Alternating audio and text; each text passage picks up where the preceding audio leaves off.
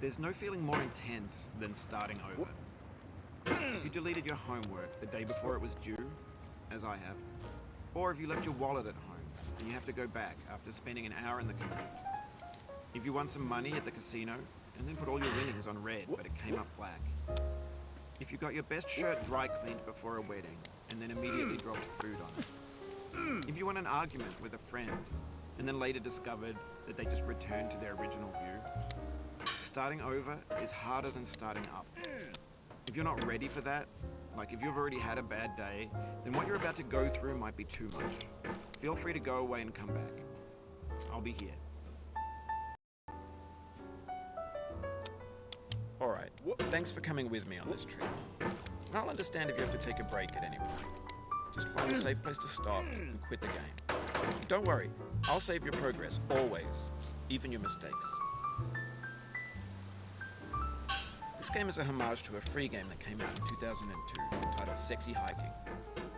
The author of that game was Jazuo, a mysterious Czech designer who was known at the time as the father of B games. And B games are rough assemblages of found objects. Designers slap them together very quickly and freely, and they're often too rough and unfriendly to gain much of a following. They're built more for the joy of building them than as polished products. In a certain way, Sexy Hiking is the perfect embodiment of a B game. It's built almost entirely out of found and recycled parts, and it's one of the most unusual and unfriendly games of its time. In it, your task is simply to drag yourself up a mountain with a hammer. And that act of climbing, in the digital world or in real life, has certain essential properties that give the game its flavor. No amount of forward progress is guaranteed. Some cliffs are too sheer or too slippery. And the player is constantly, unremittingly in danger of falling and losing everything. No.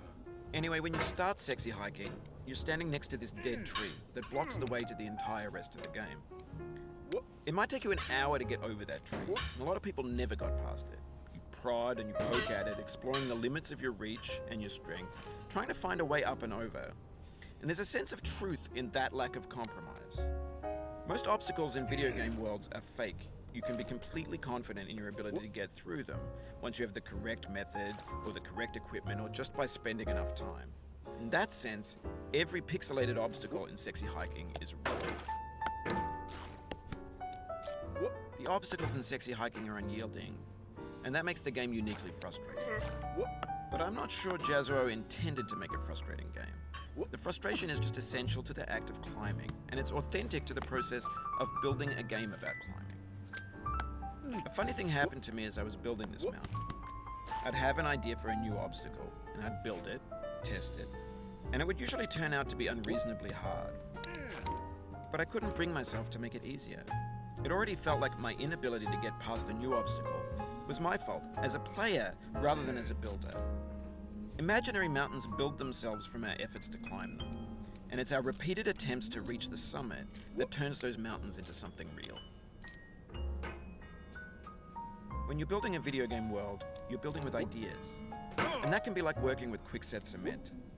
You mold your ideas into a certain shape that can be played with, and in the process of playing with them, they begin to harden and set until they're immutable, like rock. And at that point, you can't change the world, not without breaking it into pieces and starting fresh with new ideas. For years now, people have been predicting that games would soon be made out of prefabricated objects, bought in a store and assembled into a world. And for the most part, that hasn't happened, because the objects in the stores are trash. I don't mean they look bad or that they're badly made, although a lot of them are. I mean they're trash in the way that food becomes trash as soon as you put it in the sink. Things are made to be consumed and used in a certain context, and once the moment is gone, they transform into garbage. In the context of technology, those moments pass by in seconds. Over time, we've poured more and more refuse into this vast digital landfill that we call the internet. It now vastly outnumbers and outweighs the things that are fresh and untainted and unused. When everything around us is cultural trash, trash becomes the new medium, the lingua franca of the digital age. And you can build culture out of trash, but only trash culture. B games, B movies, B music, B philosophy. Maybe this is what digital culture is. A monstrous mountain of trash, the ash heap of creativity's fountain. A landfill with everything we ever thought of in it. Grand, infinite, and unsorted. There's 3D models of breakfast, Gen X's fanfic novels, scan magazines, green screen Shia LaBeouf, banned stuff scenes on LiveLeak.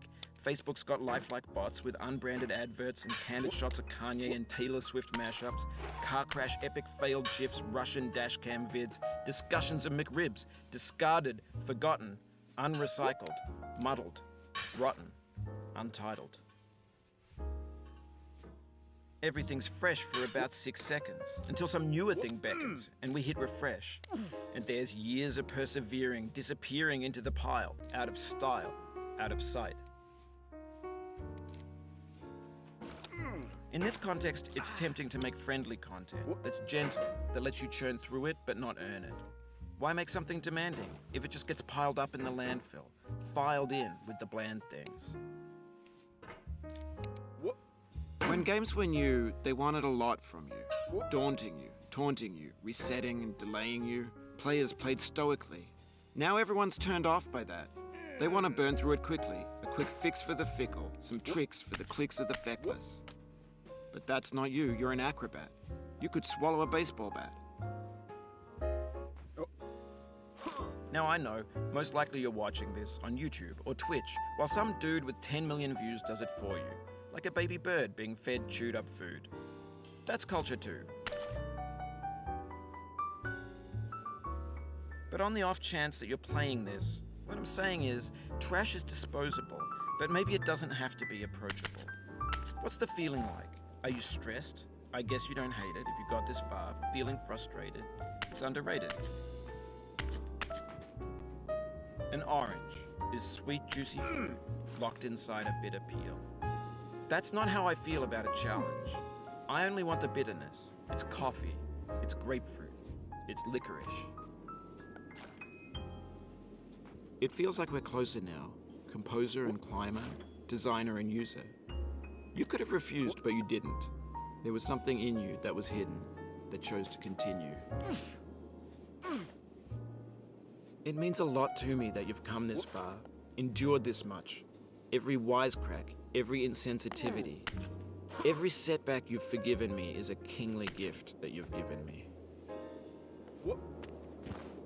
We have the same taste, you and I. It's not ambition, it's ambition's opposite. An obdurate mission to taste defeat. You'll feel bad if you win, so I put this snake in for you.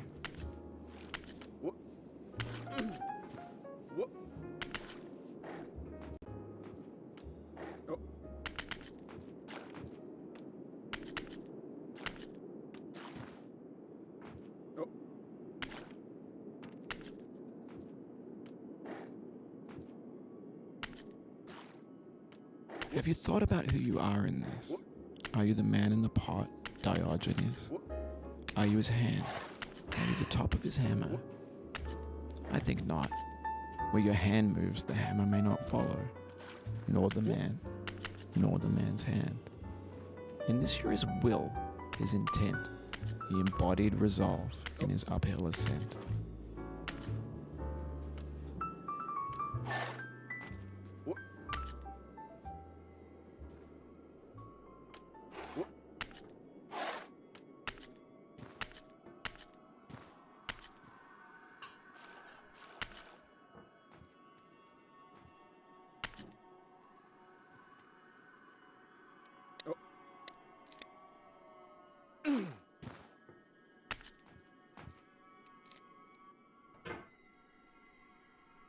Now, you've conquered the ice cliff, the platforms, the church, and the rectory, the living room and the factory, the playground, the construction site, the granite rocks, and the lakeside.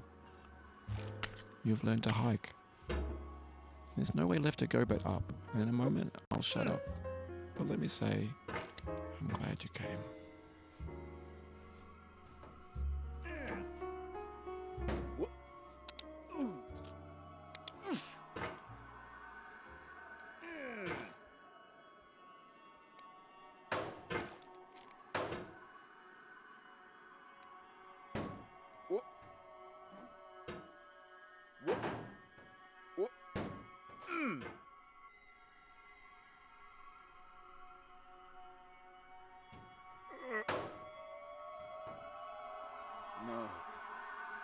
I dedicate this game to you, the one who came this far. I give it to you with all my love.